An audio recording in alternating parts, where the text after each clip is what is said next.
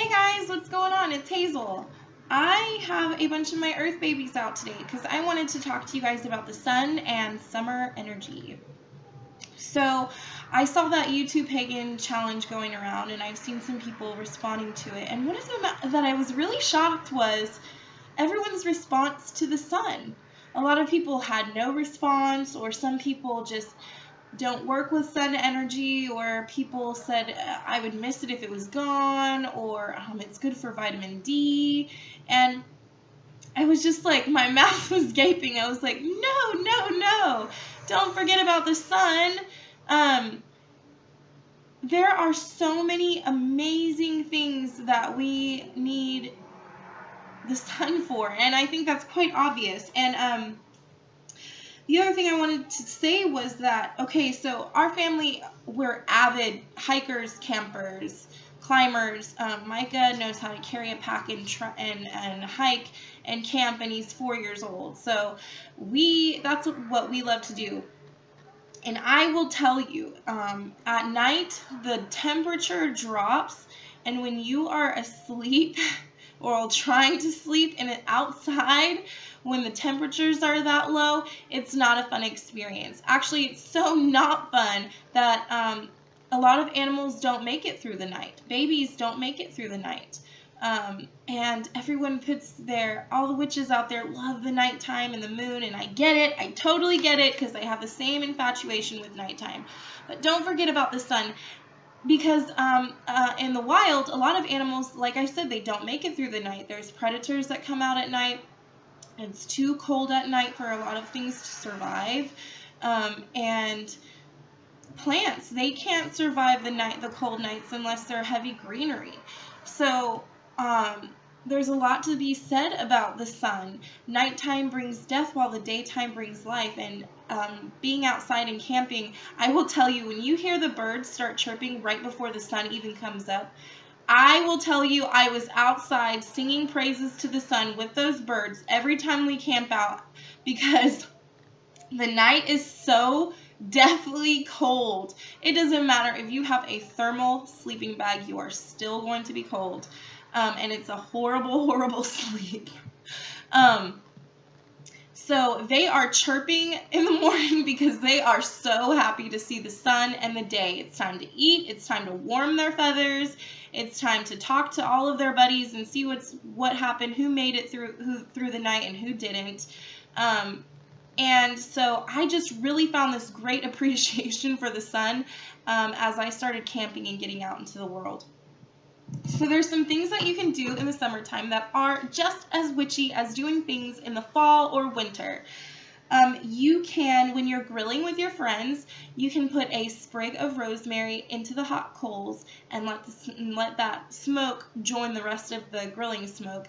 And what happens is all your friends that are gathered around the grill are going to get that smoke on them, and they're going to have the vibrations of protection with them as they leave.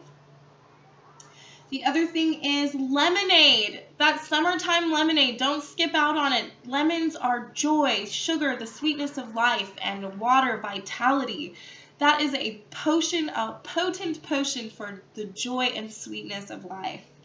Water scrying. Go to the lake. Go to the beach. As the sun is getting ready to set, or the sun is coming up, it's a great time to go into that trance-like state and get ready for scrying in the water. And another thing you can do is, before you even get to the lakefront or to the beachfront, you can ask the question and then scry on the beach.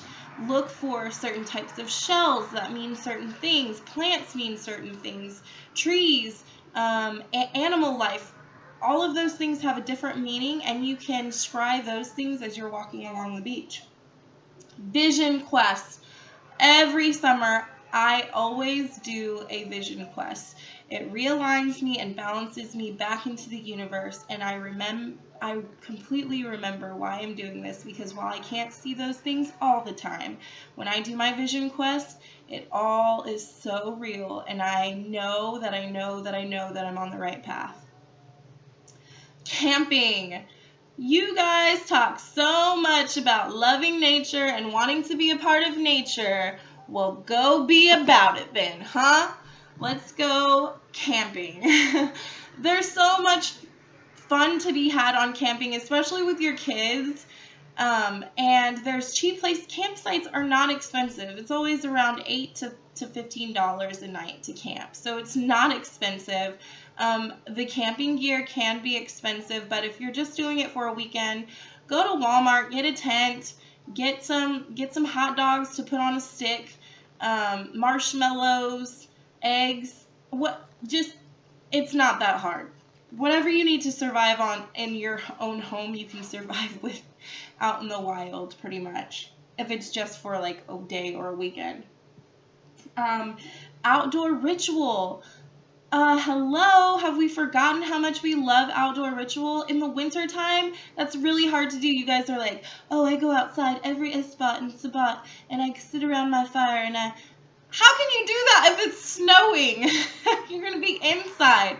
And that's the point. The point of winter is to bring everyone back inside and allow the earth to rest. It also is the death cycle. A lot of things have to pass away through the winter so that things can thrive in the summertime. So outdoor ritual, ale, brews, wines. It's time to drink and be merry. Go to some breweries. The breweries are like you spend $10 and you get 3 drinks. Like, what? It's awesome. And it's craft beer. It's so good. So that's a fun thing to do. Tending your garden so that you have what you need through the winter. I noticed that at the end of this winter, there was a lot of things that the grocery store couldn't even get their hands on. It was just a brutal winter for a lot of people. And some things that you could maybe grow in a greenhouse, they only had such a limited selection of it. So the teas that I wanted to have, all of those things, I usually pack things up in the fall and I freeze them and I use them throughout the winter. And at the end of winter, I'm hurting. I'm like, oh God, I want my basil, I want my this, I want my that. And it's always better if you grow it yourself because your intention is in there. That's what creates the magic, right? So tending to your plants so that you have a hardy stock through the winter. And guys, I used to have a huge backyard with a gigantic garden. I even grew corn, for heaven's sakes. Now I have potted plants. I have to pot my garden. And so I do mainly herbs and tomatoes and things of that nature. But still, you can still put those things away for winter.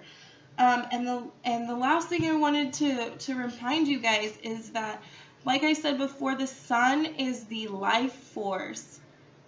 I think sometimes we get too infatuated with death and darkness, and we forget all about the beauty of life. It doesn't last very long. And while people are like, yeah, but I'll just come back. Yeah, but it's different. It's not the same.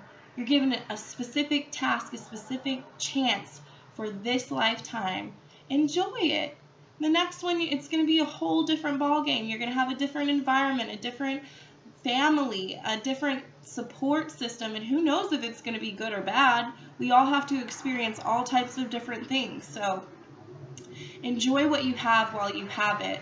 And I think that is kind of the message for summer. Enjoy what you have while you have it, because the summer will be over. The winter is coming. Death is coming. Time to go in. Time to draw inwards.